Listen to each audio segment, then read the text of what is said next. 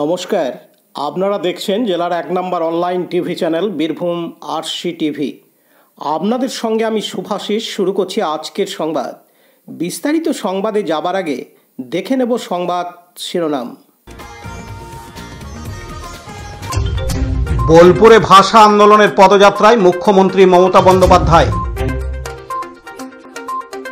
ভুল ইঞ্জেকশন লেখায় হুলস্থুল কাণ্ড দুবরাজপুর গ্রামীণ হাসপাতালে। বিদ্যুৎ বিভ্রাটে নাজেহাল তাঁতিপাড়া গ্রামের বাসিন্দারা, পাশে বিজেপি নেতৃত্ব। শ্রাবণ মাসের দ্বিতীয় সোমবারে ভিড় সিউড়ির ভুইপোরতলা শিব মন্দিরে। অপারেশন সিন্দুর এবারের দুর্গাপুজোর থিম সিউড়িতে।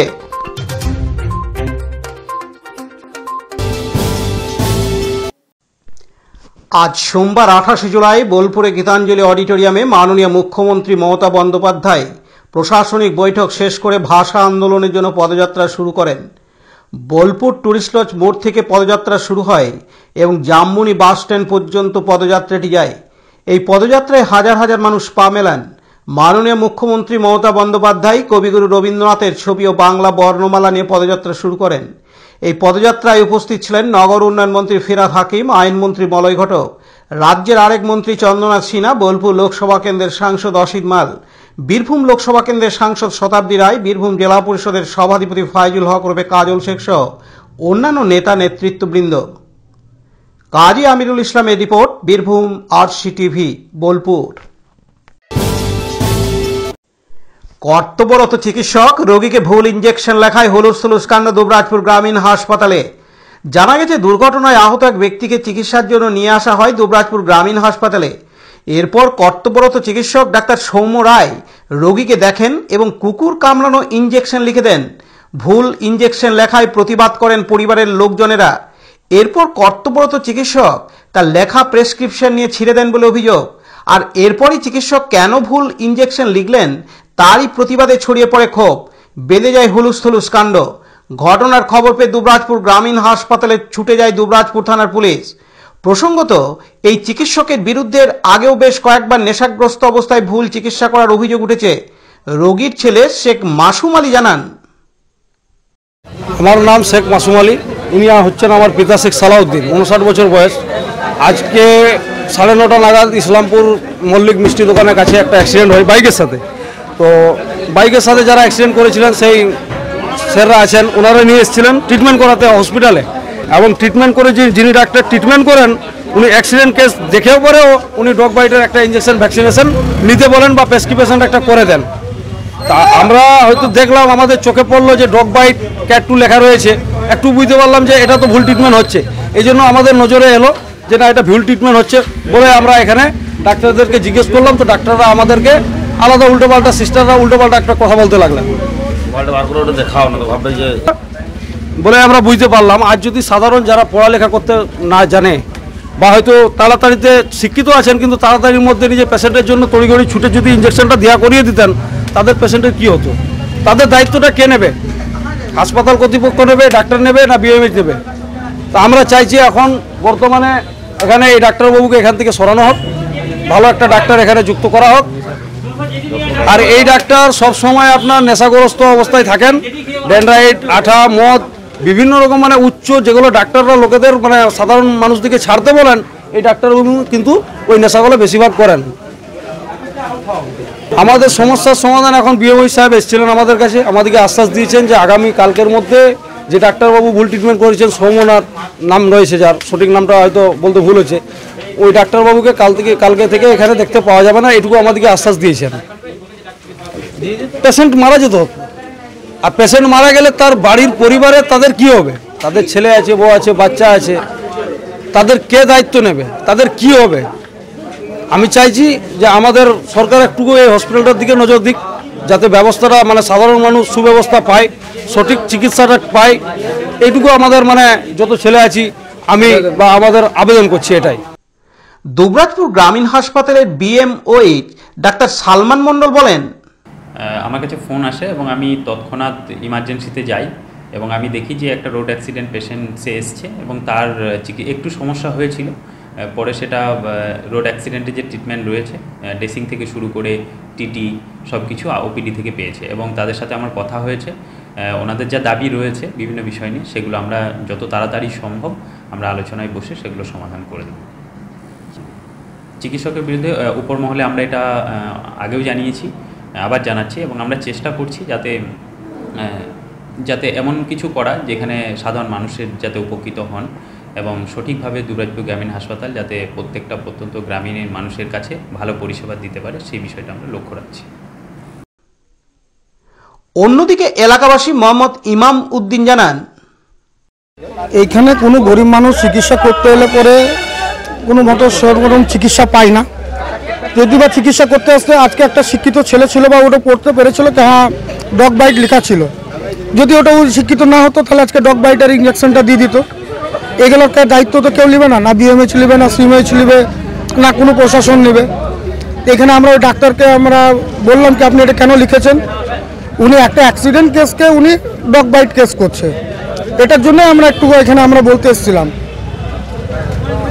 দুর্ব্যবহার এখানকার সিস্টাররা ঠিকমতো কথা বলে না, সিস্টারদের কথা সিস্টাররা কোনো কথা বলতে গেলে পরে ওনারা রাগে রাগে কথা বলে।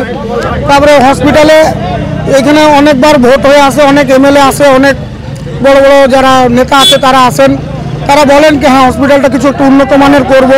কোনোদিন উন্নত মানের হসপিটাল নাই, এখানে কোনো ভালো চিকিৎসা হয় না। ফার্স্ট এড চিকিৎসা ছাড়া কোনো চিকিৎসা নাই।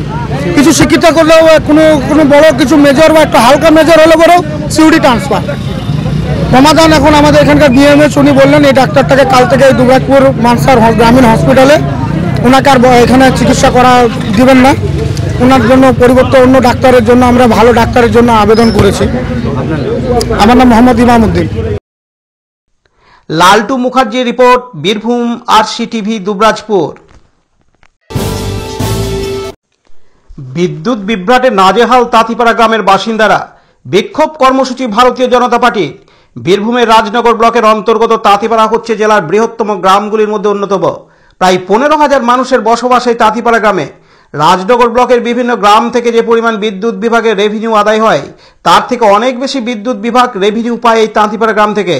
কিন্তু গত কয়েক মাস থেকে নিয়মিত ঘন্টার পর ঘন্টা লোডশেডিং একটা রুটিনে পরিণত হয়েছে। বিদ্যুৎ বিভাগের এই খামখেয়ালিপনায় তিতবিরক্ত ও ক্ষুব্ধ তাঁতিপাড়া এলাকার মানুষজন। আর সেই দাবিকে সামনে রেখে তাঁতিপাড়া এলাকার মানুষের পাশে দাঁড়াতে সোমবার 28শে জুলাই রাজনগর মণ্ডলের তাঁতিপাড়া অঞ্চল বিজেপির পক্ষ থেকে বিক্ষোভ কর্মসূচি পালন করা হয় তাঁতিপাড়ায় এবং তাঁতিপাড়া এলাকার মানুষের গণস্বাক্ষরিত একটি অভিযোগপত্র তুলে দেওয়ার আশ্বাস দেওয়া হয়েছে রাজনগর বিদ্যুৎ বিভাগের স্টেশন সুপারিনটেন্ডেন্টকে। আর তাতেও যদি কাজ না হয় তাহলে আগামী 7 দিন পর ভারতীয় জনতা পার্টির পক্ষ থেকে বিদ্যুৎ পরিষেবা ঠিকঠাক ও স্বাভাবিক রাখার দাবিতে বৃহত্তর আন্দোলনের পথে নামা হবে বলে হুঁশিয়ারিও দেওয়া হয়েছে। বিজেপির বীরভূম জেলা কমিটির সদস্য শ্যামল গোস্বামী জানান, রাজনগর তাঁতিপাড়া মণ্ডলের পক্ষ থেকে এই তাঁতিপাড়ায় আজকে আমরা বিদ্যুতের দাবিতে 2 ঘন্টা বিক্ষোভ কর্মসূচি পালন করছি। তাঁতিপাড়ার রাস্তায় বসে বন্ধু, তাই এই বিদ্যুতের দাবি দীর্ঘ আজকে 4 থেকে 5 বছর থেকে তাঁতিপাড়ায় নিয়মিত বিদ্যুৎ থাকে না বন্ধু। এই বিদ্যুৎ চন্দ্রপুরে থাকে, রাজনগরে থাকে, তাঁতিপাড়ায় বিদ্যুৎ থাকে না। তাঁতিপাড়ায় 15,000 লোকের বাস। রাজনগর চন্দ্রপুরের থেকেও তাঁতিপাড়া বেশি রেভিনিউ দেওয়ার সত্ত্বেও কাকে খুশি করার জন্য তাঁতিপাড়ার আইসোলেটার নামিয়ে রাখা হয়। তাঁতিপাড়াতে নিয়মিত বিদ্যুৎ থাকে না। সারাদিনে 50 থেকে 60 বার লোডশেডিং হয়। রাতে অন্ধকারে 4 ঘন্টা 5 ঘন্টা বিদ্যুৎ থাকে না। দিনের বেলাও 4 ঘন্টা 5 ঘন্টা বিদ্যুৎ থাকে না। আবার যদি বিদ্যুৎ আসে 1 ঘন্টা, আবার 2 ঘন্টা বিদ্যুৎ থাকে না। এই বিদ্যুৎ পরিষেবার দাবিতে যাতে নিয়মিত তাঁতিপাড়ার মানুষ এবং আশেপাশের গ্রামের মানুষ বিদ্যুৎ সরবরাহ পায়, এই বিদ্যুতের দাবিতেই আমরা এখানে বিক্ষোভ কর্মসূচি করছি। অন্যদিকে বিজেপি মণ্ডল ধনঞ্জয় দাস বলেন, অনিয়মিত বিদ্যুৎ পরিষেবা, রাতের বেলায় পুরো রাতকে রাত ইচ্ছাকৃতভাবে শুধুমাত্র তাঁতিপাড়ার কারেন্ট বন্ধ করে রাখা হয়। অন্যদিকে তাঁতিপাড়ার বাইরে চন্দ্রপুরে, রাজনগরে কারেন্ট থাকে। কাকে খুশি করার জন্যে এই তৃণমূল তাঁতিপাড়ায় কারেন্ট অফ করছে আমরা জানতে চাই। এবং আমাদের যে নেতা, জেলা কমিটির নেতা শ্যামল গোস্বামী বলে দিয়েছেন 7 দিন আমরা সময় দিলাম এসএসকে, 7 দিনের মধ্যে যদি ব্যবস্থা না হয় তাহলে কি করতে হয় সেটা তাঁতিপাড়া অঞ্চল বিজেপি দেখিয়ে দেব। তাই এসএসের কাছে আমরা শেষবারের মতো বলে দিচ্ছি, তাঁতিপাড়ার অনেক মানুষ গিয়ে অভিযোগ জানিয়েছে, কোনো কিছুতেই কোনো কাজ হয়নি। তাই আমরা শেষবারের মতো আমরা বলে দিচ্ছি যে যদি 7 দিন সময় দিলাম, 7 দিনের মধ্যে যদি ব্যবস্থা করতে পারেন খুব ভালো কথা, নইলে আমরা আন্দোলন কীভাবে করতে হয় আমরা দেখিয়ে দেব। আপনার নাম? আমার নাম ধনঞ্জয় দাস, আমি এই 3 নম্বর মণ্ডলের সভাপতি।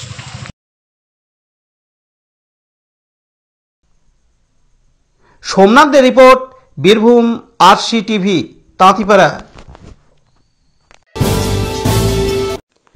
বহু প্রাচীন মন্দির ভুইফোরতলা শিব মন্দির, যা করিদ্দা গ্রাম পঞ্চায়েতের অন্তর্গত সিউড়ি 1 নম্বর ব্লকের অধীন বহু প্রাচীন শিব মন্দির।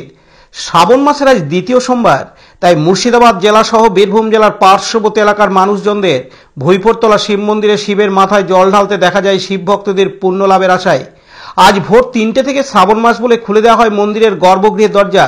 সকাল থেকে ভক্তরা লম্বা লাইন দিয়ে পুজো দেন এই ভুইফোরতলা শিব মন্দিরে। ভক্তদের যাতে কোনো রকম অসুবিধা না হয় সেদিকে নজর রেখেছে মন্দির কমিটি। দূর দূরান্ত থেকে শিব ভক্তদের শিবের মাথায় জল ঢালতে আসা পুণ্যার্থীদের জন্য বহু রকমের ব্যবস্থা করা হয়েছে, যেমন আহারের ও প্রসাদের ব্যবস্থা করা হয়েছে শিবভক্ত পুণ্যার্থীদের জন্য শিব মন্দির কমিটির পক্ষ থেকে। শ্রাবণ মাস উপলক্ষে প্রতি সোমবার মন্দিরের গর্ভগৃহ খোলা থাকবে সারাদিনই। এদিন বিবেকানন্দ সাহা জানান, সকাল থেকে মোটামুটি 500 থেকে 1000 লোকের ভিড় আছে। মোটামুটি সারা রাত দেখি লোক জল ঢালছে বাবার মাথায়, এখনও ঢালছে, বেলা 3টে অবধি আশা করি চলবে। এই শ্রাবণ মাসে কি ভিড় জমে এখানে? হ্যাঁ, মনে হয় 1000-500 লোকে হয় লাস্ট সোমবার। কোথা থেকে কোথা মানুষ আসে এখানে? বহু দূর দূর থেকে আসে, এমনকি ভাই মুর্শিদাবাদ থেকে আসে, বর্ধমান থেকে আসে, বা আপনার আরও অনেক দূর দূর থেকে আসে। কটা থেকে মন্দির খুলে দেওয়া হয়েছে? মন্দির আমরা মোটামুটি ভোর 3টেই খুলি। লাইন কি বাড়ছে যত বেলা বাড়ছে? এখন ব্যাপক হারে লাইন বাড়ছে। লাইন মোটামুটি আপনার এখন যেটা আছে 1000-এর কাছাকাছি। ভক্তদের জন্য যারা আসছে তাদের জন্য কি কি ব্যবস্থা রাখা হয়েছে মন্দিরের পক্ষ থেকে? ব্যবস্থা মানে আপনার এমনি অনেকে ভোগ খাওয়ায়, তারপরে জল খাওয়ায়, শরবত খাওয়ায়, অনেক চা, নানা রকম বিভিন্ন রকম লুচি পায়েস সব দেওয়া হয়। এটা কি শ্রাবণ মাসেই কি ভিড়টা জমে? না, প্রতি সোমবার। শ্রাবণ মাসে বেশি হয়, প্রতি সোমবার 100-150 লোকে জল ঢালে। শ্রাবণ মাসে তা ঊর্ধ্বে উড়ে যায়? হ্যাঁ, পার করে দেয়। শ্রাবণ মাস পার করে। 4টে সোমবারই কি ভিড় জমেছে? মানে বৈশাখ তো চৈত মাস অবধি জল ঢালা যায়। প্রথম সোমবার কীরকম ভিড় ছিল? 500 থেকে 600।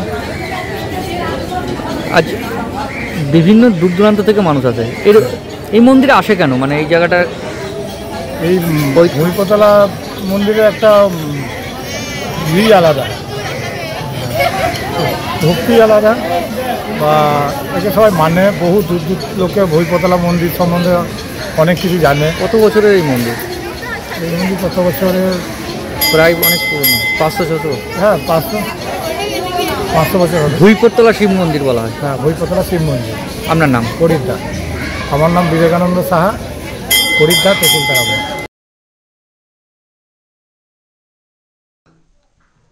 পার্থ দাসের report, Birbhum RC TV, Suri.